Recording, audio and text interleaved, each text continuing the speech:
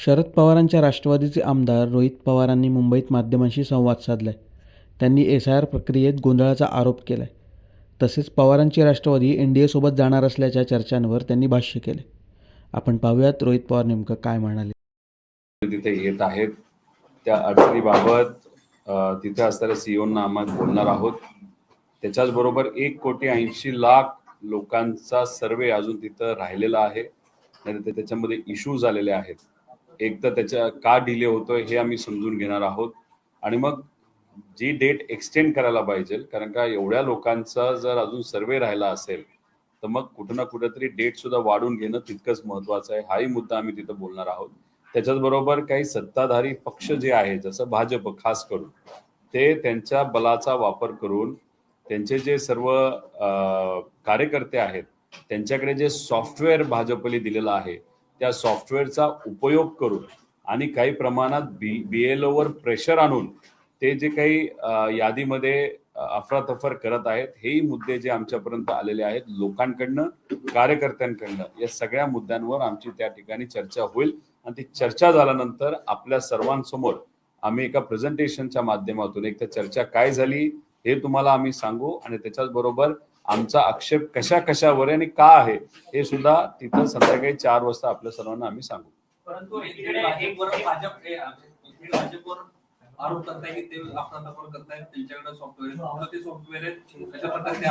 Software बद्दलची माहिती तुम्हाला मी प्रेझेंटेशन मध्ये तिथं देईलच.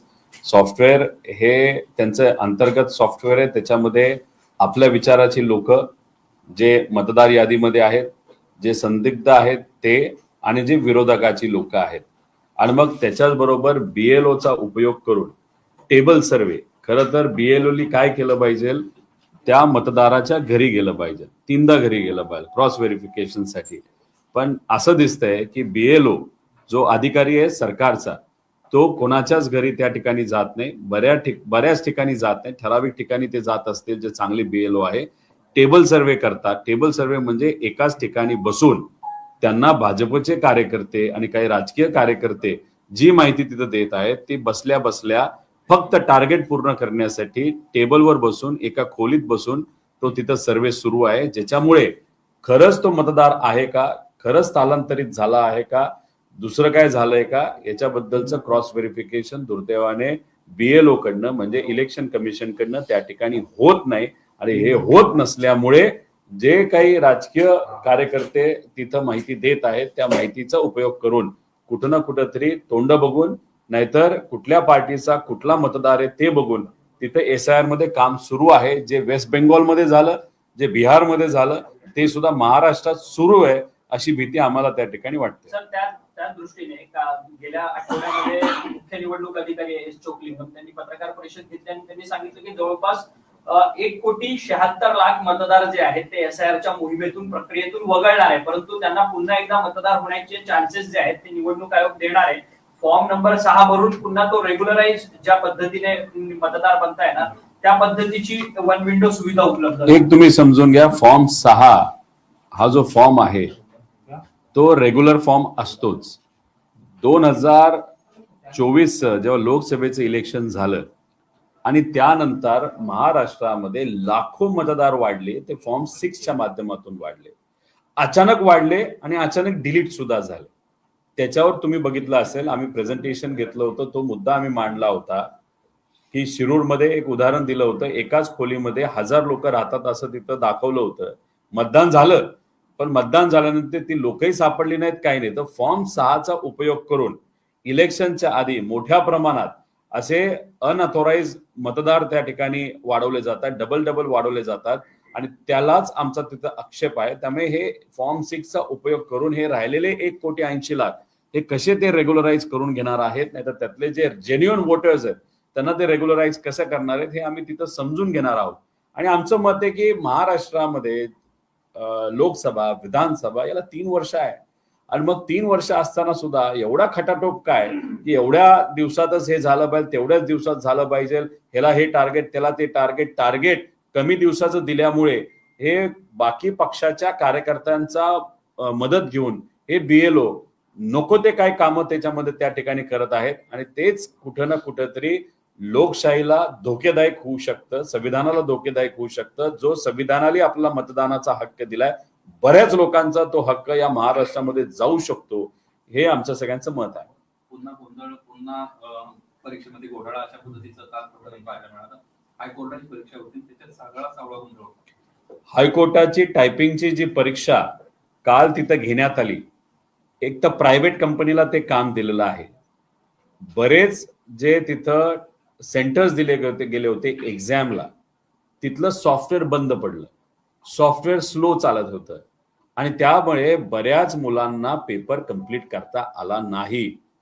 आणि त्याचमुळे तुम्ही बघितलं असेल, छत्रपती संभाजीनगरमध्ये काही मुलांनी आंदोलनं केली, ठिकठिकाणी तिथं आंदोलनं केली आणि मग त्या आंदोलनं जी झाली आहेत ती खरी आंदोलनं आहेत. खऱ्याच अर्थाने त्याच्यामध्ये प्रॉब्लेम झालेला आहे.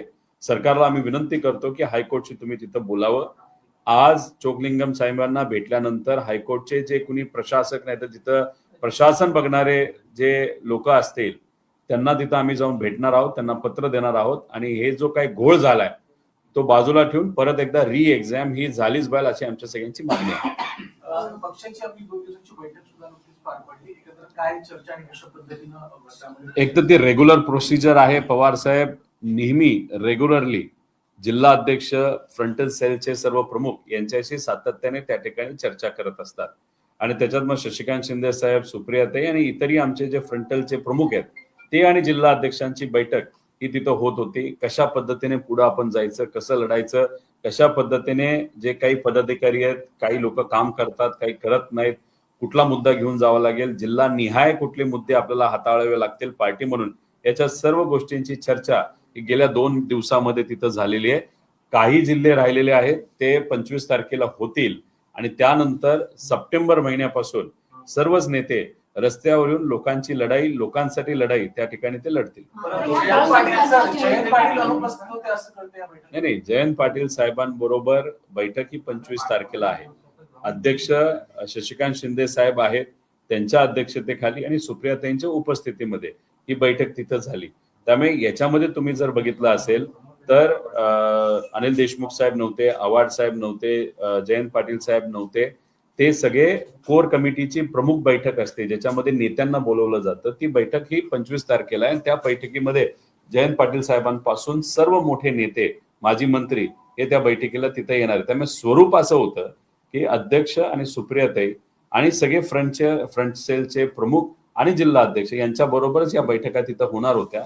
आणि साहेब तुम्हाला माहितीये ते सह्याद्री सारखं या पक्षाला त्यांनी वाढवलंय, महाराष्ट्राला त्या ठिकाणी धोरणं तिथं दिलेली आहेत. त्यामुळे साहेब नेहमी कुठल्याही बैठकीमध्ये तिथे येऊन लोकांचं मत काय हे जाणून घेतात. त्यामुळे साहेब तिथं नेहमीप्रमाणे उपस्थित होते. अजिबात नाही, ती चर्चाच तिथं नव्हती. काँग्रेसची चर्चा नव्हती, एनडीए बरोबर जाण्याची चर्चा नव्हती. पक्ष कसा आपल्याला अजून स्ट्रॉंग करायचा याच्याबद्दल 99% चर्चा त्या ठिकाणी झालेली आहे. थोडी लाच शिल्लक असेल तर माफी मागा असं अमित शहा म्हणत आहेत. काँग्रेस नेत्यांना वंदे मातरम या गाण्याचा तुम्ही अवमान केला आणि त्यामुळे जर लाच शिल्लक असेल तर माफी मागा असं वक्तव्य त्यांनी केलं आहे. राजस्थानमध्ये भाजपच्या एका कार्यक्रमामध्ये आपल्या देशाचा झेंडा हा उलटा लावण्यात आला होता असं आम्हाला कळालंय आणि तिथं सुद्धा वंदे मातरम हे जे लावण्यात आलं होतं ते चुकीचं लावलं होतं, चुकीचं गाणं होतं, चुकीची टोन होते. पण मला असं म्हणायचंय, आधी भाजपली माफी मागावी त्यांनी केलेल्या चूकची आणि मग इतर लोकांना त्यांनी त्या ठिकाणी ज्ञान द्यावं. सर, याच सगळ्या इलेक्शन कमिशनच्या याच्यावरती पुन्हा येतं. खरं तर अनेक बनावट जात प्रमाणपत्र जी आहेत,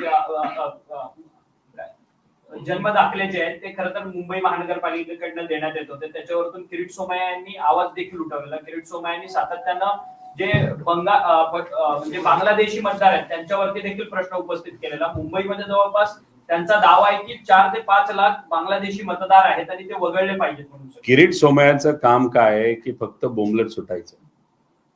त्यांनी काय केलंय की वेस्ट बेंगॉलमध्ये एक जे परसेप्शन तयार केलं होतं की बांगलादेशी लोकांचं मतदान तिथं रजिस्टर्ड आहे ते फक्त फास होता. खरं तर नावं बघितल्यानंतर, क्रॉस व्हेरीफाय केल्यानंतर तिथं कुणीही बांगलादेशी सापडलेलं नाही. पिंपरी चिंचवडमध्ये सुद्धा एका प्रायव्हेट व्यक्तीला मदत व्हावी म्हणून एक वसाहत होती, ती पूर्ण वसाहत तिथं पाडण्यात आली. त्याच्यामध्ये बघितल्यानंतर बहुतांश हिंदू लोक होते, काही मुस्लिम होते, पण त्याच्यामध्ये कुणीही बांगलादेशी नव्हता. फक्त काय SIR चालू आहे. SIR मध्ये बऱ्यापैकी जे काँग्रेस आमच्या विचाराचे, राष्ट्रवादी विचाराचे जे लोक आहेत त्यांचं मतदान कापण्याचा प्रयत्न 100% तिथं सुरू आहे. आणि त्याला एक पांघरून घालायचं, एक वातावरण गढूळ करायचं, बांगलादेशींचं फक्त नाव घ्यायचं आणि त्याच्या नावाखाली नावं कमी करायचे, म्हणजे उद्या जाऊन लोकांनी कुणी आक्षेप तिथं घेतला नाही पाहिजे, असं एक रणनीती भाजपने तिथं आखलेली आहे. आणि त्याचा एक भाग म्हणून किरीट सोमय्या जिथं जातील तिथं तेवढंच त्यांचं काम आहे की बांगलादेशी बांगलादेशी बांगलादेशी. अरे महाराष्ट्रामध्ये बांगलादेशी येत असतील तर 2014 पासून तुमचं सरकार या देशामध्ये, मग तिथे असणारे संरक्षण मंत्री असतील, खुफिया एजन्सीज ज्या असतील आपल्या तुमच्या देशाच्या, आपल्या देशाच्या, ह्या सगळ्या काय करतायत तिथं? काय लोणचं घालतायत का? त्यामुळे तुम्ही म्हणताय की बांगलादेशी आले, अरे पण देशात जर बांगलादेशी तुमचं सरकार असताना येत असतील तर कुठं ना कुठंतरी तुमचे केंद्रीय मंत्री कमी पडतात, हे सिद्ध होतं ना त्याच्यामध्ये. त्यामुळे किरीट सोमय्या बोलत असताना बांगलादेशीचा मुद्दा घेत असतील तर अप्रत्यक्षपणे ते कोणावर बोलतायत? राजनाथ सिंग साहेबांबरोबर बोलतायत, अमित शहाबरोबर बोलतायत. आणि त्या ठिकाणी डोवाल जे आहेत ते इन्फॉर्मेशन, म्हणजे जे आपले त्यांच्याकडे सगळी इन्फॉर्मेशन, ज्याला काय म्हणतात, संरक्षण सल्लागार IB आणि ह्या सगळ्या त्यांच्याकडे येतात, हे सगळे फेल गेले. हे किरीट सोमय्या स्पष्टपणे त्या ठिकाणी बोलत आहेत असं आपल्याला म्हणता येईल.